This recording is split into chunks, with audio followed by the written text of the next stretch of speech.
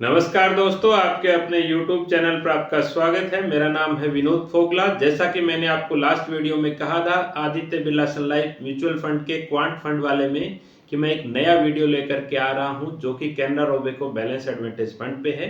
ये कैसा फंड है? बैलेंस एडवांटेज फंड किस तरीके के इन्वेस्टर के लिए सूटेबल है, किस तरीके से ये रिस्क एंड रिवॉर्ड में रेशियो में बैलेंस आउट करेगा, किस तरीके से फियर और ग्रिड के साइकिल से ये अपने को बाहर निकालता है, इन सारी चीज़ों पे इस एनएफओ में बात करेंगे।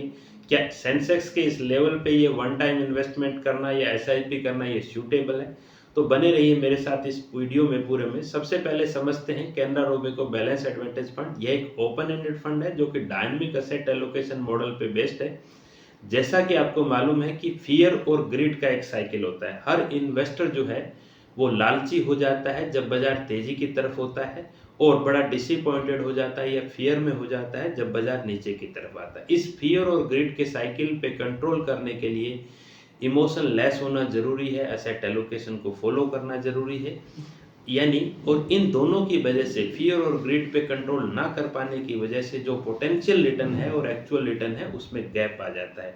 उसको बिहेवियर गैप भी बोलते हैं। कार्ल रिचार्ड्स जो है वो बिहेवियर गैप भी बोलते हैं। बिहेवियर जो फियर और ग्रिड में ना रहने की वजह से सबसे बड़ा जो आता है, उसकी वजह से सब ऑप्टिमल डिसीजन आता है और पोटेंशियल रिटर्न और एक्चुअल रिटर्न के बीच में जबरदस्त गैप आ जाता है। इसी बात को दुनिया के बड़े एक लेजेंडरी म्यूचुअल फंड डिस्ट्रीब्यूटर जो कि निक मूरे, जिन्होंने बहुत हिस्टोरिकल बुक्स लिखी हैं अराउंड द ईयर्स, ऐसी किताबें जिन्होंने लिखी, अगर आप किताबें पढ़ने के शौकीन हैं तो निक मूरे की किताबें पढ़ सकते हैं इन्वेस्टमेंट पर। उन्होंने बहुत एक अच्छी बात इस पे बिहेवियर गैप पे लिखी है कि wealth is not determined by investment performance but by investor behaviour. ये निक मोरे की किताब है, निक मोरे की कोट है, बहुत इंटरेस्टिंग है कि आपका जो रिटर्न आता है वो आपके बिहेवियर की वजह से आता है, न कि आपके इन्वेस्टमेंट पैटर्न या उसकी वजह से आता है। मेजर जो पार्ट रोल प्ले करता है वो आपका बिहेवियर है। और इम्पोर्टेंट बात क्या है कि आपका बिहेवियर आपके कंट्रोल में है, न कि मार्केट के रिटर्न या मार्केट के अदर फंक्शन। जैसे उदाहरण के तौर पर कोविड आया तो कोविड आपके और मेरे कंट्रोल में नहीं है, लेकिन कोविड में कैसा बिहेव करना है, आपको पैसा निकालना है, बने रहना है, कूल काम रहना है, सहज रहना है, ये आपके बिहेवियर पे डिपेंड करता है। अब मैं बात करता हूँ कि क्या बैलेंस एडवांटेज फंड पहली बार कोई म्यूचुअल फंड कंपनी लेकर के आ रही है? जी नहीं। ज़्यादातर म्यूचुअल फंड कंपनी के पास बैलेंस एडवांटेज फंड है। बैलेंस एडवांटेज फंड होता क्या है कि बैलेंस एडवांटेज फंड दो तरीके की एसेट्स क्लास होती है, एक इक्विटी और एक डेट। इक्विटी और डेट दोनों के बीच में बैलेंस आउट करना, और वो कैसे बैलेंस आउट करना, जैसे अगर इक्विटी की वैल्यूएशन लो हो यानी बाजार सस्ता हो तो डेट से पैसा इक्विटी में डाल दिया जाता है, अग्रेसिवली इक्विटी इंक्रीज कर दी जाती है। और अगर इक्विटी की वैल्यूएशन जो है वो हाई हो तो इक्विटी से पैसा डेट में ट्रांसफर कर दिया जाता है, यानी कंजर्वेटिव डिक्रीजिंग इक्विटी डिक्रीज कर दी जाती है।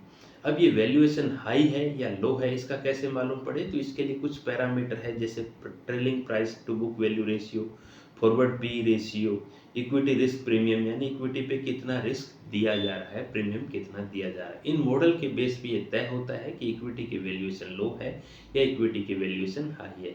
तो इक्विटी और डेट दोनों के बीच में जहां फायदा नजर आता है वहां पर बैलेंस बनाया जाता है, इसलिए इसका नाम होता है बैलेंस एडवांटेज फंड। पिछले 10 सालों में बाजार 3 गुना हो गया।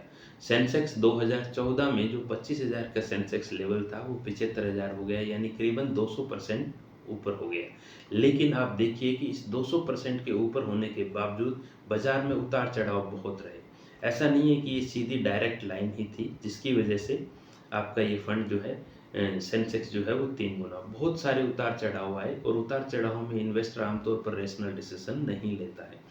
अब मैं आपको लॉन्च करता हूं एक ऐसा फंड जो कि ऑलराउंडर है क्रिकेट की भाषा में, जो कि balance advantage fund, Canara Robeco mutual fund का बैलेंस एडवांटेज फंड। बहुत शानदार फंड है जिसमें डिसिप्लिन आएगा, डायनेमिक आएगा, मॉडल असेट्स बैलेंस आए, असेट एलोकेशन होगा।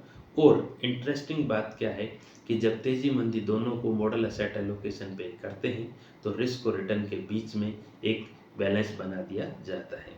अब इस फंड की क्या खासियत रहेगी? इस फंड के अंदर mitigate investor behaviour biases mitigate हो जाएंगे क्योंकि इन्वेस्टर का बायसेस नहीं रहेगा।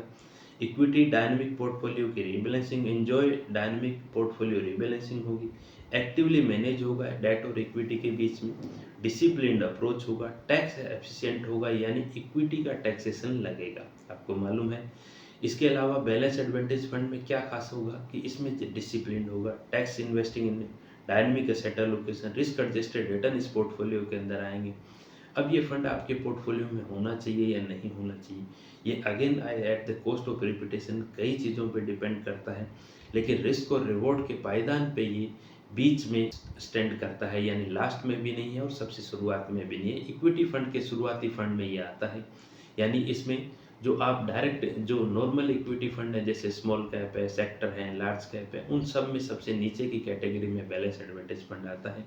एग्जिट लोड फंड की अगर मैं बात करूं तो इसमें अगर 1 साल से पहले आप 12% से ज़्यादा यूनिट रिडीम करते हो, अगर आपने 1000 यूनिट ली और उसका 12% हुआ, 120 यूनिट से ज़्यादा सोल्ड आउट करते हो तो 1% का एग्जिट लोड है।